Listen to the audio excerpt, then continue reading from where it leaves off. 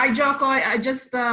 I saw your show, Jo Koy in His Elements, and really impressive that you are embracing your culture and going back to the Philippines. When was the last time you were in the Philippines, and why did you decide to do this in the Philippines?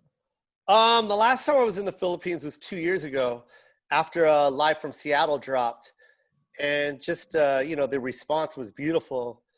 But the reason why I did this particular special in the Philippines, they offered me a third special, Netflix did, and I could have shot another hour special, but like in my heart, I was like, I want to showcase the Philippines.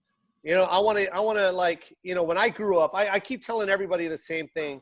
But when I was a kid, like in 1981, I'm half white, half Filipino. 1981, I'm living in Washington and just struggling with identity. Who am I, right? I'm Filipino, my mom. I'm also white. I got green eyes, but I speak Tagalog to my mom when I have to, and people were walking up to me, oh, what are you? And I'm Filipino. Well, what's that? You know what I mean? What kind of food do you guys eat? They never knew. But they knew everybody else. They knew what Thai food was. They knew what Korean food was. They knew what Chinese food was. And it was always just like this thing that was inside of me. Like, man, if I ever get to that position where I can like showcase my culture, let people know about our food, how cool our people are, how beautiful our country is. Just if I can have something out there that the whole world can see, and that was the whole point of that special. The fact that I just said chicken adobo, try it. Yeah.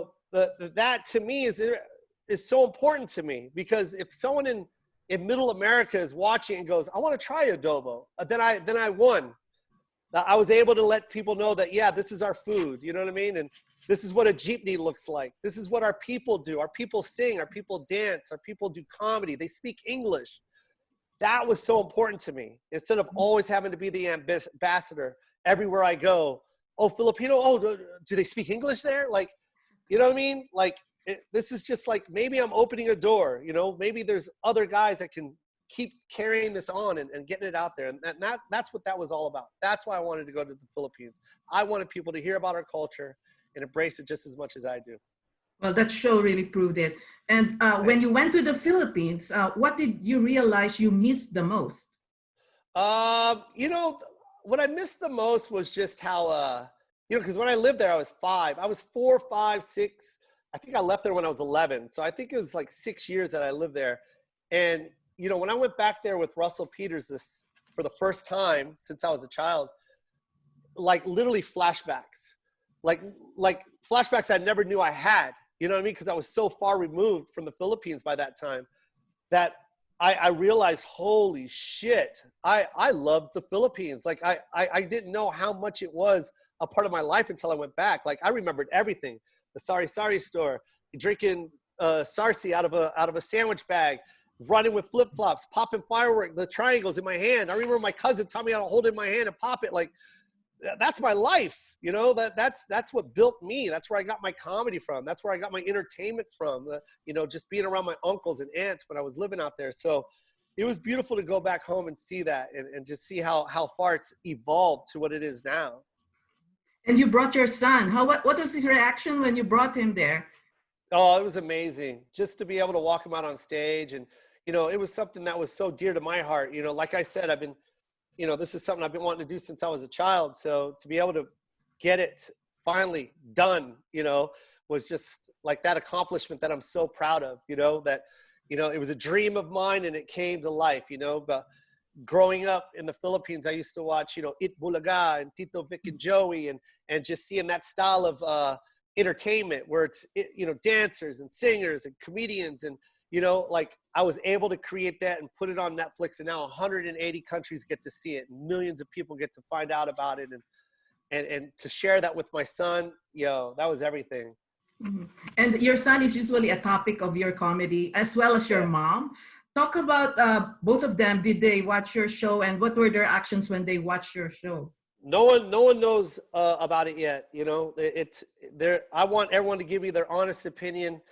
June 12th. I was in that editing bay for about 3 days. You know where it's where Netflix is, right on Sunset. And I was just sitting there 3 days, cutting it up.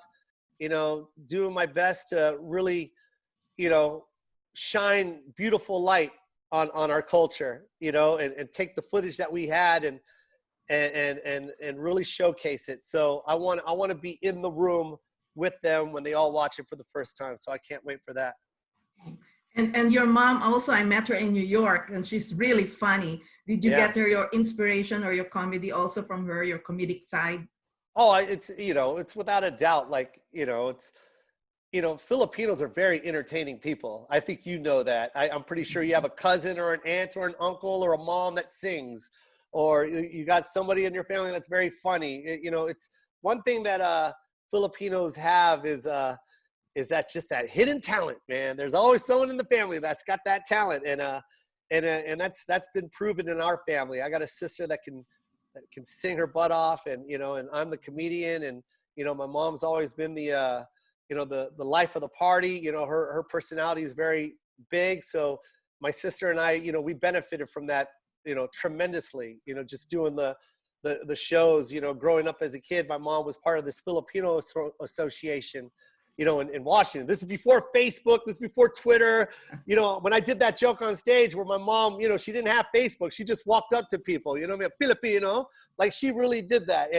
And you know, just imagine in the 80s, this Filipino woman just trying to find Filipino friends. And then when she finds them, you know, they start like these little get-togethers, and there's no Filipino restaurants anywhere. So it was potluck, you know, so, you know, and then there's no entertainment. So the kids performed, I danced, my sister sang. So yeah, that, you know, that's a lot. My mom, you know, was a big part of our careers. And you mentioned that Manny Pacquiao was kind of the only idol you had, only Filipino you can see on screen, because growing up, you never had an idol, no Filipino comedian on mainstream. So yeah, you know, what I meant by that was, maybe I said it wrong. What I was trying to say is, you know, there were Filipino, you know, there was Rob Schneider, there was Tia Carrere, there was, you know, there was, God, Lou Diamond Phillips, you know, those, you know, they were in the forefront. They were there as far as Hollywood is concerned, but it still took like a lot of research and finding out that they were also Filipinos or half Filipino. Whereas Manny Pacquiao was the first mainstream. He was the first one that came in with a bandana and the Filipino flag, and really marched down the center of the ring, and he had the weight of the people on his back, and you know, he was winning these fights, and everyone was talking about it. You know, I was at work, and of course, everyone was talking about Latinos, Asians, Black people, white people. Everyone was like, that Manny Pacquiao was amazing. And it made me so proud to be able to be like part of that conversation without being the ambassador all the time going, oh, well, Filipinos do this, and Filipino. Finally, I had something where I could go, yeah, Manny Pacquiao. Oh, you're Filipino like Manny Pacquiao? Yeah, that's who I am, just like him. So that was a special night because he fought the day after I did the Tonight Show. And if you ever watched the Tonight Show, when he won the belt from Antonio Barrera, that was Saturday, and I shot the Tonight Show on a Friday. And that's why I wore the Filipino flag on my chest, because I knew he was fighting for the title. And this is before anyone knew who Manny Pacquiao was. He was just— Did you ever meet him? Yeah, I met him a couple times. It was kind of cool, like, you know, seeing his kids, and of course, you know, him himself, you know, follow me on Instagram. Like, that was kind of cool to see that light up on my Instagram, and seeing them that they're fans. And yeah, it's a beautiful thing. And we're all doing it together. You know, we're all getting that awareness out there, and you know, bringing our culture up and our people up. And you recently had a birthday. How did you celebrate your birthday in this time of pandemic and lockdown? I know it was sad, but it was also fun, because it was something that you know, I was getting so used to just being on the road every weekend, and just, you know, the amount of hours that I had with an individual was very limited, because I was just constantly on the road. Whereas this is that 1 year where I was just like, I'm with my son, and I'm with my family, and I ain't doing nothing. I'm not going on the road. I'm not trying to fly back in time for a birthday party. I don't have to go to the club and celebrate. I'm home. And so it was bittersweet. I was bitter because I couldn't go out, but I was extremely happy because I got to spend it with the ones I truly love the most. Why was it important for you to bring these Filipino-American talents to the Philippines? So that's a two-part answer, if you don't mind. First and foremost, my first special with Netflix was called Live from Seattle. And Live from Seattle, Netflix turned it down 4 or 5 times. They didn't even see it. Like, I kept telling them, I got this hour. I'd love for it to be on Netflix. I don't want it anywhere else, blah, blah, blah. They said, no, no, no, no, no. And then finally, they just gave a final no, and that they were just going to pass on it completely. And so I financed that special. I paid for Live from Seattle myself. Every single penny that I ever made went into that special. So when you watch Live from Seattle, you'll see me on stage smiling and laughing. But in my head, I was so concerned. I was broke. I had no one to sell that thing to. If they said no again when I brought it to them, I was out. I had no more money left. So it was very hard to get into Netflix. So when I shot that and they finally said yes and bought it, that was a beautiful day, because one, I could have went the other way and said no, and just this conversation with you would never happen. But I did it. I went and shot it, and they bought it, and now we're here. And now we're 3 specials in on Netflix, and the 3rd one is in the Philippines. And I knew how hard it was to just get into Netflix. And I'm not disrespecting Netflix at all. They made me work hard, and I'm glad they did.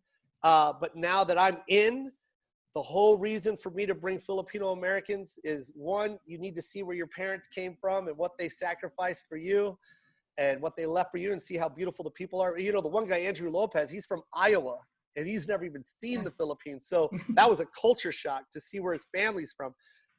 And I also know how hard it was to just try and get into Netflix as a Filipino, you know what I mean? And so that was my whole thing. Like, I want to bring Filipino-Americans to the Philippines so you can see how beautiful the country is, and see how the people embrace us. They laugh, they speak English, they laugh at English jokes, they get it.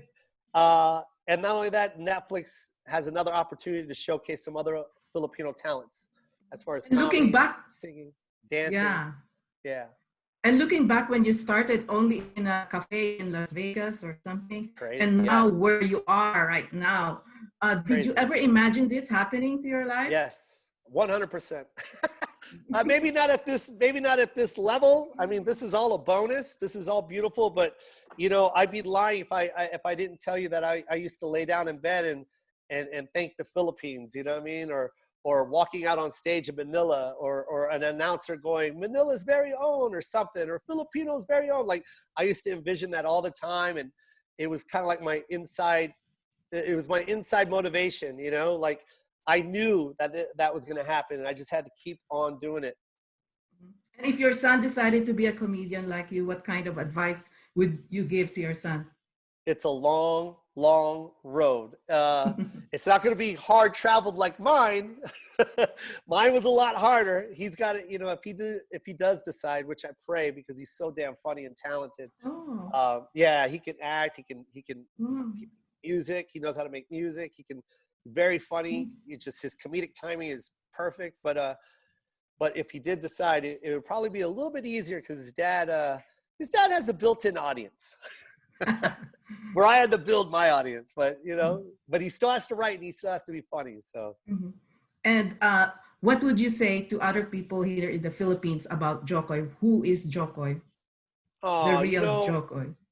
Just proud Filipino. You know what I mean? Like I said, I'm half white, half Filipino. But man, no one brought me in more than the Filipinos did. I mean, they embraced me so hard. My mom's family, my auntie Evelyn, she named me Jo Koy, which I didn't know until later that it was Jo Koy. But like, just my family, and it's just that it's me. I live and breathe Filipino blood, man. That's just me, man. I'm so proud. I'm so excited when someone asks me what I am. I'm so excited when it comes to, just naming off a few dishes for someone to try at home. Like, it's like, when I tell people about me, it's like I'm telling people about my family and where I'm from. So yeah, I want Filipino people to know that I will always campaign and put the Philippines on my shoulder. Well, we're very proud of you here in the United States. Filipino Americans love you. Thank you very much for joining us. Oh, I love you. Thanks, Janet. Thank you.